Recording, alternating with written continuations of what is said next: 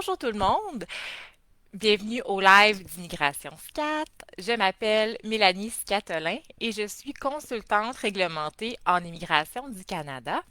Donc aujourd'hui, prenez bien note, encore, je ne suis pas avocate, je suis consultante réglementée et je suis régie par le Collège des consultants en immigration, qui est notre ordre professionnel.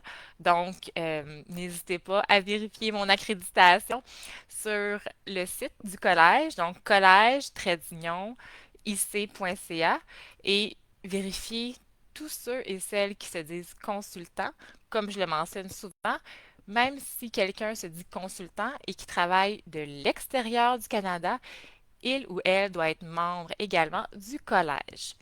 Donc, aujourd'hui, sujet du live, les prolongations de statut au Canada et également petite séance de réponse à vos questions. Tout au long du live, je vous invite là, à mettre vos commentaires euh, de façon respectueuse. Comme je le mentionne toujours et je le mentionne encore, je ne donne pas de conseils personnalisés. Donc, c'est sûr que s'il y a des questions que vous m'avez envoyées qui nécessitaient là, une analyse, elles ne seront pas abordées aujourd'hui. Et je ne trouve pas de travail et n'aide pas à la recherche d'emploi. Donc, question de la semaine, nouveauté là, avec Immigration SCAT, un petit quiz à toutes les semaines pour vérifier, pour tester un peu vos connaissances. Cette semaine, on vous demandait c'était quoi le détail le plus important lorsqu'on est au Canada qui peut faire basculer vraiment de tout en tout votre statut. Et la réponse, c'est la date. Donc, quand on est au Canada, les dates sont très, très importantes, d'où le lien avec la prolongation de statut au Canada. L'article 181 du règlement sur l'immigration nous dit que on peut faire une demande de prolongation de statut lorsque la demande est faite avant l'expiration de notre statut actuel et qu'on a respecté les conditions qui nous ont été imposées. Et ça, quand c'est fait, quand ces deux conditions-là sont respectées, eh bien, on a le statut continué. L'importance, date et heure. On arrive au Canada avec un statut de visiteur, aucun document à la frontière. On est admis pour 6 mois moins un jour. Donc, aujourd'hui, on arrive au Canada 22 août 2024 comme visiteur. On a un statut jusqu'au 21 février 2025. Et c'est à ce point important la date et heure que ça peut faire basculer une demande. On est en statut, on a un permis de travail, par exemple, qui expire aujourd'hui, 22 août 2024. On est en statut travailleur jusqu'au 22 août, 23h59 et 59 secondes. Donc, toutes les demandes qu'on doit faire doivent être faites, déposées et reçues avant l'expiration du statut. Quand Qu'est-ce qui est super avec ces prolongations-là, c'est que même si votre permis ou votre statut actuel est expiré, hein, le papier dit que c'est plus valide le 22 août, mais vous avez fait votre demande avant l'expiration, eh bien, vous êtes en statut continué. Alors, ce qu'on appelait le statut implicite, jusqu'à temps que la décision finale soit rendue aux mêmes conditions que vous aviez auparavant. Ça, c'est l'article 183, alinéa 5 du règlement qui nous dit ça. Et donc, point par point, si vous êtes au Canada en tant que travailleur et que vous faites une demande de prolongation de permis de travail, toujours avant la date d'expiration, vous pouvez continuer à travailler légalement aux mêmes conditions si vous êtes resté au Canada et que bon, vous avez respecté vos conditions. Même chose pour votre permis d'études. Donc là, votre permis d'études arrive, par exemple, à échéance 31 août 2024, comme plusieurs permis d'études expirent à cette date-là. Vous avez déposé une demande de prolongation de permis d'études avant le 31 août. Eh bien, vous pouvez légalement continuer à étudier ici jusqu'à temps qu'une décision finale soit rendue. Donc, même chose pour le statut de visiteur. Pour les personnes qui demandent un permis de travail post-diplôme, si vous déposez votre demande de permis de travail dans les 90 jours suivant la réussite de votre cours et que vous avez respecté les conditions étudiants, eh bien, vous pouvez travailler légalement jusqu'à temps que votre demande de permis de travail post-diplôme soit décidée, en fait, que la décision soit rendue. Ces demandes-là, donc prolongation de statut, visiteur, travailleur, étudiant, si vous changez de catégorie, donc vous êtes visiteur et jusqu'au 25 février 2025, vous appliquez pour une demande de permis de travail du Canada. Vous restez au Canada en statut implicite, mais avec les conditions visiteurs. Vous êtes travailleur quand une décision finale est rendue. C'est la même chose lorsque vous êtes étudiant et que vous changez au statut travailleur. Vous restez étudiant jusqu'à temps que la décision finale de votre permis de travail soit rendue. Donc, c'est important de respecter les conditions parce que, comme je l'ai déjà mentionné, quand vous faites une demande comme ça, vous êtes en situation de contrôle. Ça veut dire que l'agent qui étudie votre demande peut vous demander de fournir d'autres documents, de vous demander des preuves, par exemple, que vous étiez bien étudiant, que vous avez respecté les conditions de votre permis d'études. Et là, c'est important de faire attention puis de respecter ces conditions. Et si jamais vous avez un refus de votre demande de prolongation, eh bien, vous avez 90 jours suivant la date de la décision pour demander un rétablissement de statut et faire une nouvelle demande. Donc, par exemple, vous demandez là, une prolongation de votre statut visiteur. La demande est refusée encore aujourd'hui, le 22 août. Et vous avez 90 jours suivant la date pour faire une demande de rétablissement de statut et une nouvelle demande là, de statut visiteur. Quand on fait une demande comme ça de prolongation, c'est une nouvelle demande, donc on doit déposer les documents requis. L'agent va vérifier, par exemple, donc prolongation de statut visiteur, si c'est à la fin de la période de séjour, vous allez quitter le Canada. C'est un peu le même principe quand on demandait le visa. Donc, quand vous avez appliqué pour le visa, vous avez dû prouver que vous quitteriez le Canada à la fin de la période de séjour. Eh bien, c'est le même principe.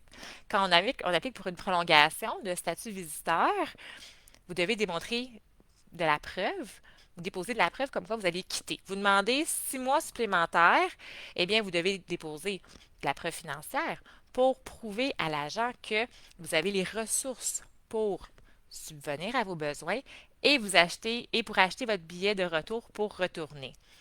Si vous n'avez pas assez de preuves de fonds, pas assez d'argent dans votre compte bancaire, par exemple, c'est la même chose. Quelqu'un peut être garant. Donc, vous êtes chez votre famille ici. Donc, par exemple, là, votre sœur peut écrire une lettre comme quoi vous résidez chez elle, qu'elle subvient à vos besoins et que s'il y a quelque chose, là, elle est là pour vous avec une preuve de fonds à elle. Donc, c'est la même chose. L'agent doit être satisfait que vous allez quitter, que vous n'allez pas travailler. C'est les mêmes choses là, à prouver, que vous n'êtes pas interdit de territoire. Donc, c'est le même principe. Encore, je me répète, date, très très important. Donc, peu importe les demandes que vous faites en immigration, prenez en note, conservez toujours la date précise à laquelle vous êtes arrivé au Canada, la date précise à laquelle votre statut expire. Conservez des preuves également de quand est-ce que vous déposez les documents. Donc, toutes les demandes de prolongation, habituellement, se font en ligne. Quand vous faites ça en ligne, c'est dans votre compte sécurisé, donc de votre compte sécurisé IRCC. Et il y a une confirmation d'envoi qui est faite par IRCC et ensuite il y a une lettre qui vous est là, adressée. Gardez cette lettre-là, imprimez-la, gardez les dates. Puis encore là, on se laisse toujours un jeu hein, pour les problèmes informatiques. Là. Attendez pas à minuit moins une, hein, à la veille pour appliquer pour votre renouvellement, parce que là, ça se peut très bien qu'il y ait un problème avec le site Internet.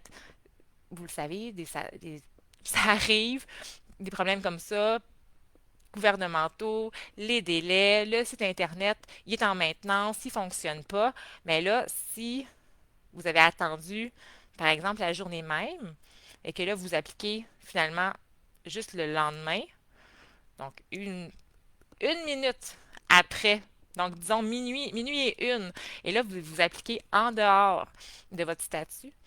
Donc, c'est pas une prolongation qu'on demande, c'est un rétablissement de statut et un, une- un nouveau statut visiteur. Donc, c'est des petits détails comme ça qui peuvent faire la différence et qui vont vous suivre aussi tout au long des procédures d'immigration, que vous demandiez là, la résidence permanente plus tard. Tout ça vous suit. Donc, j'espère avoir répondu à vos questions sur la prolongation de statut, des statuts, d'avoir été assez clair euh, pour vous outiller là-dedans.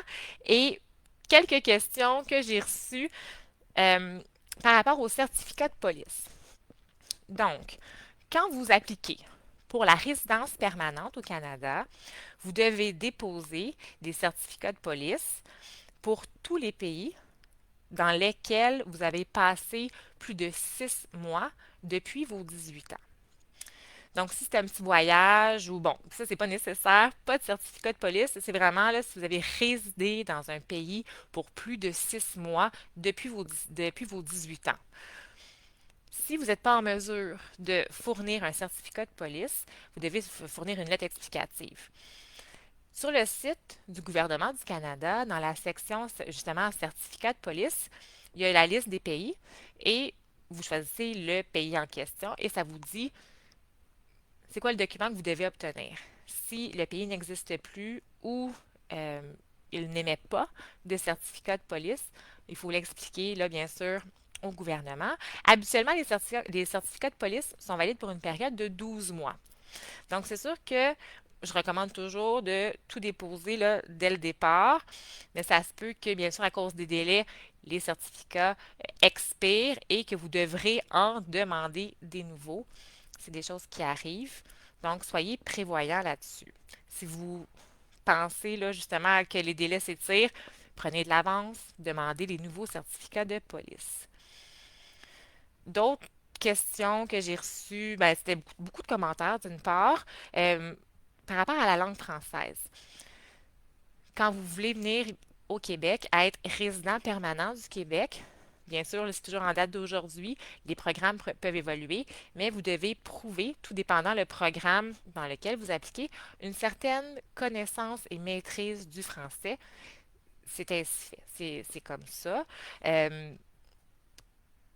Habituellement, c'est le niveau 7 là, que vous devez prouver. Vous venez au Québec ou au Canada, donc c'est les deux langues officielles du pays, français et anglais. Le Québec, le gouvernement a eu des ententes là, dans le passé pour justement, il y a un accord, donc l'accord Québec-Canada, qui a permis au gouvernement du Québec d'établir un peu ses propres règles. C'est ainsi fait, c'est le choix là, du gouvernement, du législateur. Et finalement, un autre point que je vais aborder, qu'on m'a posé des questions, c'est les permis de travail ouverts pour conjoints. Donc, parler un peu plus en détail de cette catégorie-là. Donc, permis de travail ouvert pour conjoint, il y a deux grandes catégories si on veut. Donc, quand le conjoint qui a le permis de travail fermé est soit un travailleur hautement qualifié ou un travailleur peu qualifié. Donc, dans les deux cas, premièrement, la personne qui a le permis de travail fermé, le permis de travail doit être valide. Et lorsqu'on fait le dépôt de la demande pour le permis de travail ouvert, le permis de travail fermé doit être valide au moins 6 mois au moment du dépôt de la demande. Alors, pour les travailleurs qualifiés, donc, par exemple, monsieur est au Canada avec un permis de travail fermé, qualifié. Donc, ça, c'est les catégories selon la classification nationale des professions, des catégories 0, 1, 2 ou 3. Donc, son épouse peut appliquer pour un permis de travail ouvert. En ce qui a trait aux emplois peu qualifiés, donc, monsieur est ici, permis de travail fermé, catégorie 4 ou 5, madame peut appliquer pour un permis de travail ouvert. Toutefois, les volets, donc les postes des volets à bas salaire, ainsi que les volets d'agriculture sont exclus, malheureusement, de ce groupe-là. Et là, vous avez vu sûrement passer un peu, on a fait une publication, là, Facebook. Donc, le gouvernement du Québec, à partir du 3 septembre, va mettre une pause d'une période de 6 mois sur l'étude des demandes de IMT ou sur les travail, les postes à bas salaire pour Montréal. Donc, les bas salaires, c'est les personnes qui gagnent moins de 27 et 47, là, si je ne me trompe pas, de l'heure. Donc, pour les professions à Montréal, pour les personnes qui sont offrir, pardon, une profession à Montréal avec ce salaire-là ou moindre, à partir du 3 septembre, il y a une pause. Donc, vous ne pourrez pas là, venir travailler, avoir les documents préalables pour appliquer pour votre permis de travail. Toutefois, il y a des domaines qui sont exclus de ce moratoire-là, donc tous les postes dans le domaine de l'éducation, de la santé, de la construction, par exemple. Donc, il faut faire attention. Et bien sûr, c'est pour Montréal. Donc, permis de travail ouvert pour conjoint, donc hautement qualifié ou peu qualifié. Et également, qu'est-ce que les deux catégories doivent prouver, en fait, c'est que c'est une relation authentique. Donc, la personne avec qui vous êtes vous êtes soit marié, donc un mariage authentique, ou conjoint de fait, donc marié ou conjoint de fait, et bien sûr, vous devrez prouver hein, que vous êtes conjoint de fait. Donc, conjoint de fait, c'est au Canada, quand vous habitez là, vous êtes dans une relation conjugale et que vous habitez ensemble au moins 1 an avant le dépôt de la demande. C'est ça que vous devrez prouver. Donc, voilà, prolongation de statut, quelques questions. Euh, N'hésitez pas à nous contacter pour vos besoins en immigration. J'espère que vous avez là, apprécié cette vidéo et je vous dis à la prochaine. Suivez la page Facebook d'Immigration SCAT pour d'autres nouvelles. Merci beaucoup. Bonne journée.